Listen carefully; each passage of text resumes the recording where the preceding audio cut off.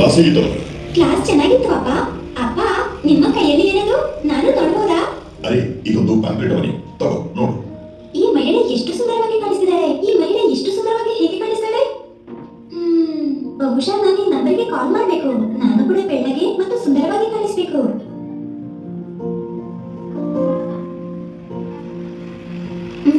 ಅಪ್ಪ, ನಾನು ನಿಮ್ಮ ಫೋನ್ ತಗೋಬಹುದಾ?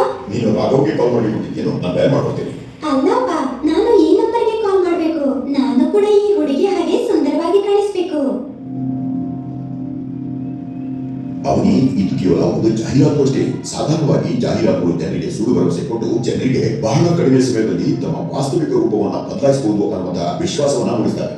ಹೌದು, ಇದು ಸರಿ. ಕೆಲ ದಿನಗಳ ಹಿಂದೆ ನಮ್ಮ ಪಕ್ಕದ ಮನೆಯ ಹುಡುಗ ಸಾಮಾಜಿಕ ಜಾಲತಾಣದಲ್ಲಿ ಯಾವುದೋ ಪ್ರೋಟೀನ್ ಡ್ರಿಂಕ್ ಕುಡಿಯುವುದರಿಂದ ಎತ್ತರ ಜಾಸ್ತಿ ಆಗುತ್ತೆ ಎಂದು ಜಾಹೀರಾತು ನೋಡಿದ್ದ. ಅವನ ಮನೆಯವರು ಬಹಳಷ್ಟು ಹಣ ಖರ್ಚು ಮಾಡಿ ಅವನಿಗಾಗಿ ಖರೀದಿ ಮಾಡಿದ್ರು. ಆದರೆ ಎತ್ತರ ನಿಮ್ಮ ಜೀನ್ಸ್ ಮತ್ತು ಹಾರ್ಮೋನ್ ಮೇಲೆ ಅವಲಂಬಿಸಿದೆ, ಪ್ರೋಟೀನ್ ಡ್ರಿಂಕ್ಸ್ ನಿಂದಲ್ಲ. ಈ ಬ್ರೋಷರ್ ಮತ್ತು ಪ್ಯಾಂಪ್ಲೆಟ್ಗಳು ಕೆಲವು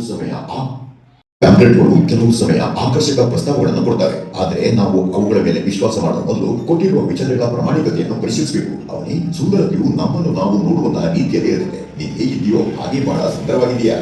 ಧನ್ಯವಾದ ಅಪ್ಪ ಅಮ್ಮ. ಈ ವಿಷಯವನ್ನು ಸ್ನೇಹಿತರಿಗೂ ತಿಳಿಸ್ತೀನಿ.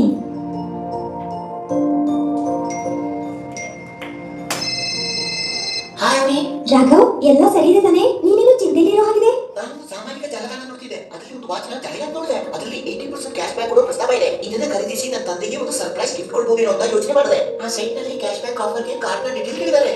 ನಾನು ಅಪ್ಪನಲ್ಲಿ ಕೇಳದೆ ಅವರ ಕಾರ್ಡಿನ ಡೀಟೇಲ್ ಅನ್ನ ಕೊಟ್ಬಿಟ್ಟೆ. ಓ ಹೌದಾ? ಮತ್ತೇನಾಯ್ತು?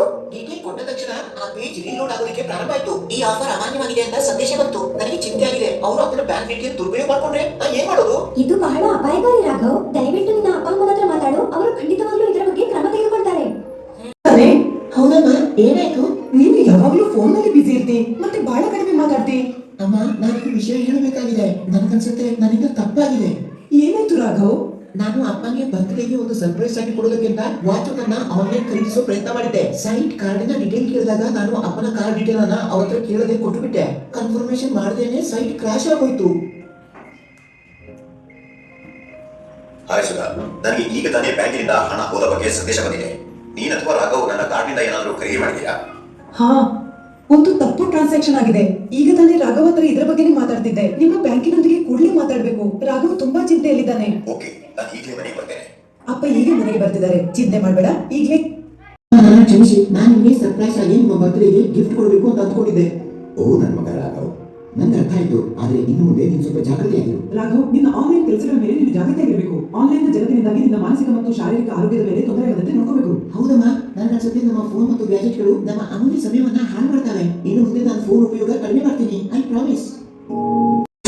ನಿಮಗೆ ಏನು ಸಹಾಯ ಬೇಕು? ನನ್ನ ಬ್ಯಾಂಕ್ ಕಾರ್ಡ್ ಅನ್ನು ಬಳಸಿ ಒಂದು ತಪ್ಪು ಟ್ರಾನ್ಸಾಕ್ಷನ್ ಆಗಿದೆ. ಓಕೆ, ನಾನು ನಿಮ್ಮವರನ್ನ ಸೈಬರ್ ಕ್ರೈಮ್ ಸೆಲ್ಗೆ ಕನೆಕ್ಟ್ ಮಾಡ್ತೀನಿ.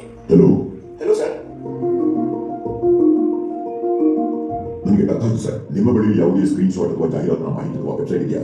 ಇದ್ರೆ ದಯವಿಟ್ಟು ನಮಗೆ ಶೇರ್ ಮಾಡ್ತೀವಿ. ನಿಮಗೆ ಯಾವುದೇ ಅನುಚಿತ ಸಂದೇಶ, ಬೆದರಿಕೆ ಸಂದೇಶ ಅಥವಾ ತಪ್ಪು ಆಫರ್ಗಳು ಬಂದ್ರೆ ಪೊಲೀಸರಿಗೆ ನೀವು ದೂರು ಕೊಡೋದಕ್ಕೆ ಮಾತ್ರ ಖಂಡಿತ ಹಿಂಜರಿಬೇಡಿ. ಸರ್, ನಿಮ್ಮ ಸಲಹೆಗಾಗಿ ಧನ್ಯವಾದಗಳು. ಇದರಿಂದ ತುಂಬಾ ಉಪಕಾರ ಆಯಿತು. ನೀವು ಚಿಂತೆ ಮಾಡಬೇಡಿ, ನಾವು ಕೇಸನ್ನು ತನಿಖೆ ಮಾಡ್ತೀವಿ. ಪ್ರಸಾರ ಮಾಡಲು ಮತ್ತು ಜಾಗರೂಕತೆ ಹಬ್ಬಿಸೋದಕ್ಕೆ, ಅರಿವು ಮೂಡಿಸೋದಕ್ಕೆ ಒಳ್ಳೆ ಕೆಲಸ ಮಾಡುತ್ತೆ. ಹಾಗೆಯೇ ಸಾಮಾಜಿಕ ಜಾಲತಾಣ ನಮ್ಮ ಜೀವನದಲ್ಲಿ ಹೆಚ್ಚಿನ ಬದಲಾವಣೆ ಮತ್ತು ವ್ಯಕ್ತಿಗತ ಹಾಗೂ ವ್ಯವಸಾಯಿಕ ಉನ್ನತಿಯಲ್ಲಿಯೂ ವೃದ್ಧಿ ತರುತ್ತದೆ. ಬುದ್ಧಿವಂತಿಕೆಯಿಂದ ಇದರ ಉಪಯೋಗವನ್ನು ಮಾಡದಿದ್ದರೆ ಇದರಿಂದ ಹಾನಿಯೂ ಹೆಚ್ಚು. ಸಾಮಾಜಿಕ ಜಾಲತಾಣದಿಂದ ನಮ್ಮ ಯುವಕರ ಮತ್ತು ಅವರ ಸ್ನೇಹಿತರ ಕುಟುಂಬದ ಜೊತೆಗಿನ ಸಂಬಂಧವನ್ನು ಕಡಿಮೆ ಮಾಡುತ್ತದೆ. ಅದರಿಂದಾಗಿ ಎದುರು ಮಾತನಾಡದೆ ಒಂಟಿಯಾಗಿರುವ ಭಾವನೆಯೂ ಬೆಳೆಯುತ್ತದೆ. ಸಾಮಾಜಿಕ ಜಾಲತಾಣದಲ್ಲಿ ಸೈಬರ್ನ ಬೆದರಿಕೆ ಮತ್ತು ಸ್ಕ್ಯಾಮ್ಗಳ ಬಹಳಷ್ಟು ಘಟನೆಗಳು ನಡೆದಿವೆ. ಆದ್ದರಿಂದ ನಮಗೆ ಸಿಗುವ ಮಾಹಿತಿಗಳ ಪ್ರಾಮಾಣಿಕತೆಯನ್ನು ಪರಿಶೀಲಿಸಿಕೊಳ್ಳಬೇಕು ಮತ್ತು ಇಂಟರ್ನೆಟ್ ನಲ್ಲಿ ಸುರಕ್ಷಿತವಾಗಿರಬೇಕು.